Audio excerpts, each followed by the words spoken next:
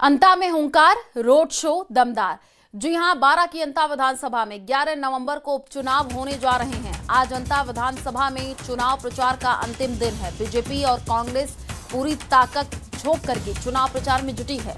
दोनों ही पार्टियां मतदाताओं को रिझाने में कोई कसर नहीं छोड़ रही हैं। एक तरफ सत्ताधारी दल के मुख्यमंत्री भजनलाल शर्मा आज अंता विधानसभा क्षेत्र के अंता में भाजपा प्रत्याशी मोरपाल सुमन के समर्थन में रोड शो करने जा रहे हैं। तो रोड शो के दौरान पूर्व मुख्यमंत्री वसुंधरा राजे, भाजपा प्रदेश अध्यक्ष मदन राठौड़, उप मुख्यमंत्री प्रेमचंद बैरवा, सांसद दुष्यंत सिंह एवं भाजपा प्रत्याशी मोरपाल सुमन, जिला अध्यक्ष नरेश सिकरवार साथी रहेंगे, जिसकी शुरुआत दोपहर 12 बजे अंता क्षेत्र के अजीतपुरा बालाजी से होगी। वहीं दूसरी ओर कांग्रेस भी प्रचार प्रसार के माध्यम से मतदाताओं को अपने पक्ष में करने के लिए आज पूरा दम लगाएगी। इसको लेकर के कांग्रेस की ओर से पूर्व मुख्यमंत्री अशोक गहलोत आज कांग्रेस प्रत्याशी प्रमोद जैन भाया के पक्ष में रोड शो करके मांगरोल में आम सभा को भी संबोधित करेंगे।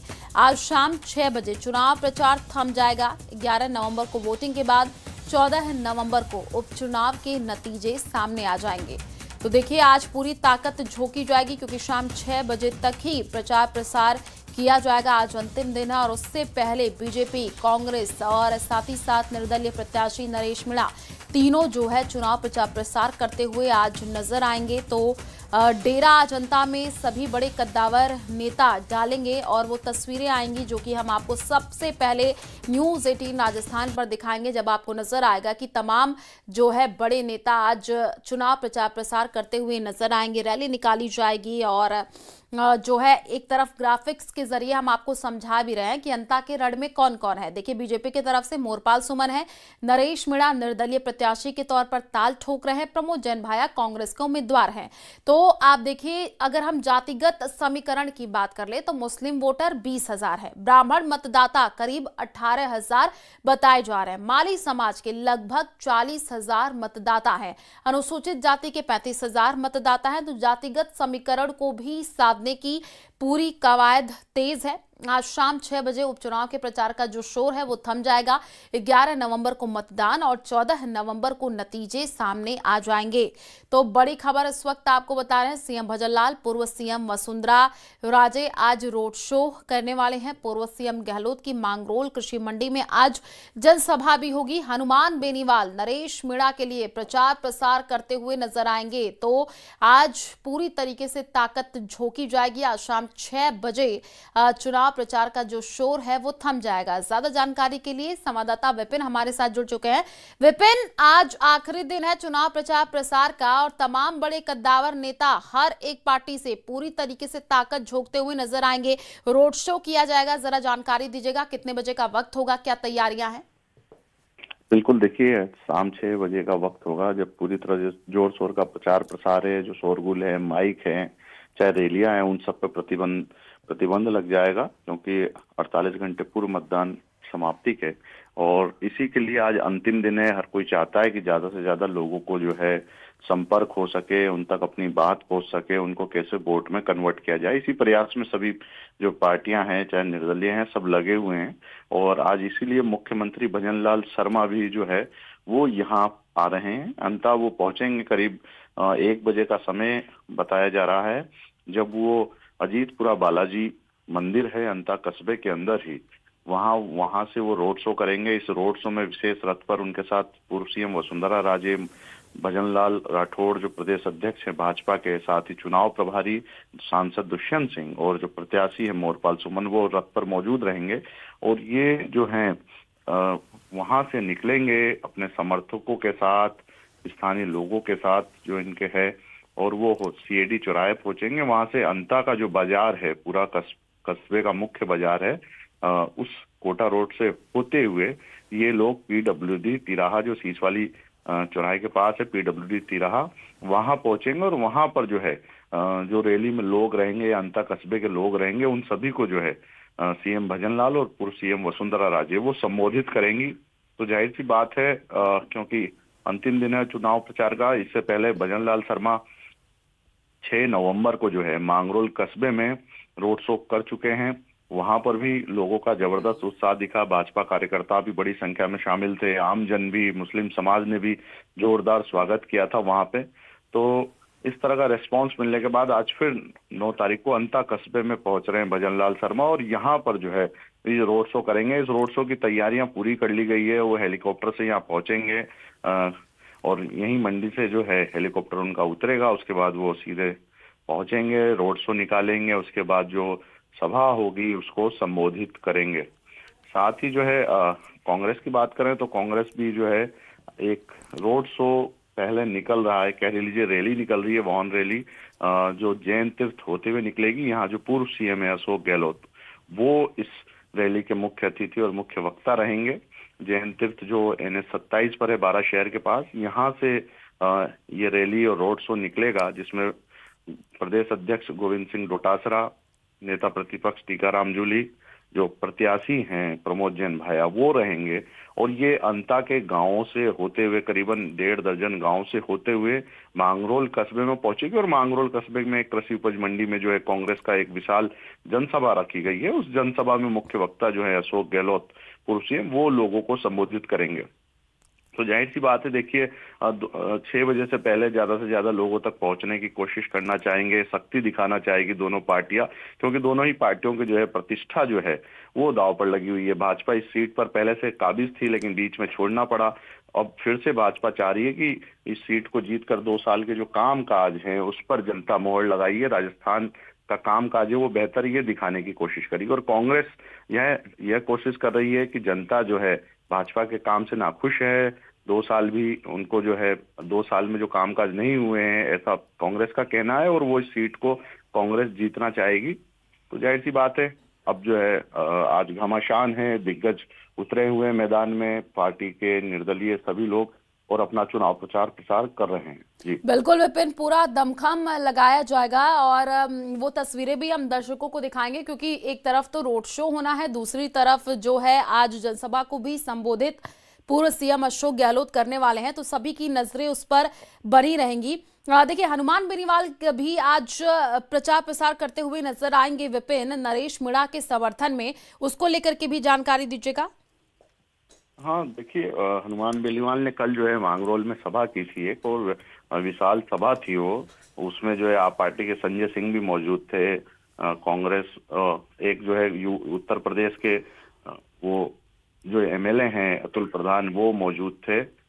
तो वहाँ भी जो है शक्ति प्रदर्शन जो है निर्दलीय प्रत्याशी का देखा गया। वहाँ भी बड़ी संख्या में लोग थे, और जो है उसी को लिए वो भी जोर शोर से लगे हुए हैं, प्रत्याशी भी। और उसी के समर्थन में आज जो है हनुमान बेनीवाल जो है नरेश मीणा के समर्थन में आज जो है जनसंपर्क करेंगे। अंता के क्षेत्रों में वो गांव में जाएंगे, नुक्कड़ सभाओं को संबोधित करेंगे, लोगों से मुलाकात करेंगे, और वो भी जन समर्थन जुटाने की कोशिश करेंगे। बिल्कुल विपिन, और सीट पर इसी वजह से त्रिकोणीय मुकाबला माना भी जा रहा है। आप नजर बना करके रखिए, आगे आपसे अपडेट लेते रहेंगे। शुक्रिया तमाम जानकारी साझा करने के लिए। चुनाव प्रचार प्रसार का आज अंतिम दिन है। ऐसे में प्रत्याशी और उनके समर्थक ज्यादा से ज्यादा लोगों तक जल्द से जल्द पहुंचने की कोशिश में लगे हुए हैं, ताकि लोगों से संपर्क कर उन्हें अपने पक्ष में मतदान करने के लिए प्रेरित किया जा सके। और ऐसे में प्रत्याशियों की पत्नी भी कहां पीछे रहने वाली थी। कांग्रेस प्रत्याशी उर्मिला जैन भाया लगातार क्षेत्र में रह करके कांग्रेस को मतदान करने की अपील कर रही हैं। उर्मिला जैन 12 की जिला प्रमुख हैं। कांग्रेस उम्मीदवार प्रमोद जैन भाया की पत्नी वो अपने समर्थकों के साथ क्षेत्र में लगातार गांव में जाकर के जनसंपर्क कर रही हैं, अपने पति के लिए मतदान की अपील कर रही हैं। इस दौरान वो महंगाई को मुद्दा बना करके जनता को कांग्रेस के पक्ष में मतदान देने की अपील करती हुई दिख रही हैं। तो ये तस्वीरें आई हैं, आप देखिए, उर्मिला जैन आपको नजर आ रही हैं, लगातार क्षेत्र में रह करके कांग्रेस को मतदान करने की अपील कर रही हैं। भाया जी का परिवार है। एक परिवार में जैसे बच्चा रहता ना भाया भाया, ऐसे बड़े बुजुर्ग भाई बंधु सभी का आशीर्वाद मिल रहा है, और सब जोर शोर से बिल्कुल भाया जी की मदद के लिए तैयार हैं, और सब हर अपने क्षेत्र में काम कर रहे हैं। 101% सीट हमारी निकल रही है, हर तरीके से पूरा विजय होंगे भाया जी। घर में पहुंचती हैं महिलाएं क्या कहती होंगी, क्योंकि आप महिला हैं? महिलाएं यूँ कहती कि 2 साल हो गए भाभी साहब, पहले हम जो सब्जी के भी पैसे लेते ना उसमें से 10-20 रुपए हम बचा लेते थे, अगर 100 रुपए भी लिए तो। आज बिल्कुल इतनी महंगाई होगी कि हमारा बिल्कुल जेब का जो खर्चा है वो भी नहीं निकलता है।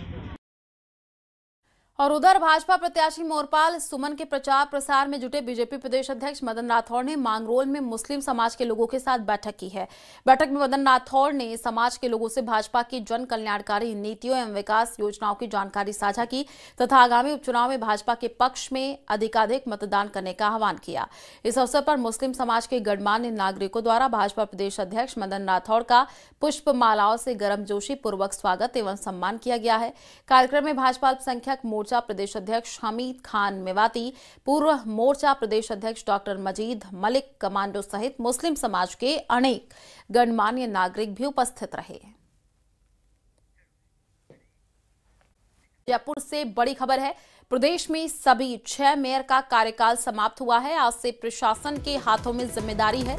कोटा, जयपुर और जोधपुर शहर में 2-2 मेयर, निकायों के सारे काम संभागीय आयुक्त को ट्रांसफर। तो अब चुनावों का इंतजार किया जा रहा है। चुनावों के बाद चुने जाएंगे नए मेयर और पार्षद। बड़ी खबर इस वक्त जयपुर से। प्रदेश में सभी 6 मेयर का जो कार्यकाल है वो समाप्त हो चुका है और आज से प्रशासन के हाथों में जिम्मेदारी रहने वाली है। कोटा, जयपुर और जोधपुर शहर में 2-2 मेयर, निकायों के सारे काम अब संभागीय आयुक्त को ट्रांसफर कर दिए गए। अब चुनावों का इंतजार किया जा रहा है और चुनाव के बाद ही जो है नए मेयर और पार्षद चुने जाएंगे और तब तक के लिए आज से प्रशासन के हाथों में जिम्मेदारी है। ज्यादा जानकारी के लिए संवाददाता आसिफ हमारे साथ। आसिफ, प्रदेश में सभी 6 मेयर का कार्यकाल समाप्त, प्रशासन के हाथों में जिम्मेदारी, अपडेट दीजिएगा।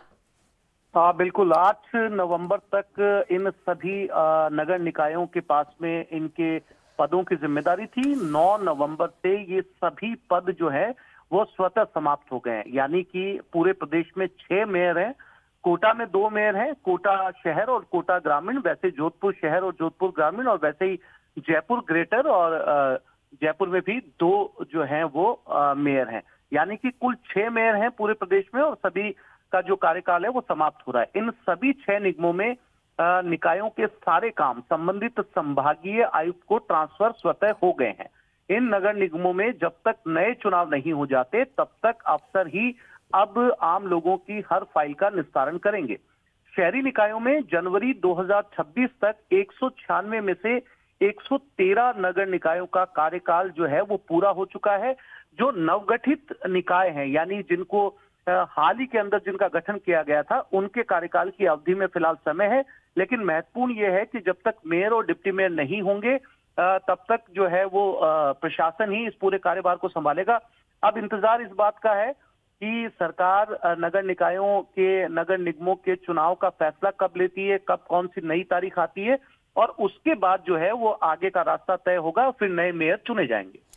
ठीक है, आपने सब बना करके रखिए, आगे आपसे अपडेट लेते रहेंगे। फिलहाल शुक्रिया तमाम जानकारी साझा करने के लिए।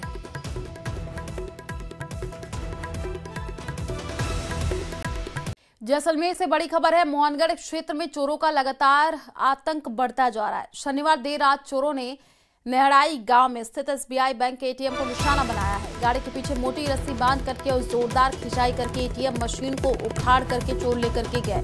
घटना की सूचना मिली है, नेहड़ाई पुलिस मौके पर पहुंच गई है। पुलिस अब साक्ष्य जुटाने में लगी हुई है। आसपास लगे सीसीटीवी कैमरों के माध्यम से एटीएम उखाड़ने वाले चोरों की पहचान की जा रही है। घटना के बाद मौके पर ग्रामीणों की भारी भीड़ जमा हो गई। इलाके में दहशत, रोष दोनों देखने को मिल रहा है। नेहड़ाई गांव की पूरी घटना बताई जा रही है।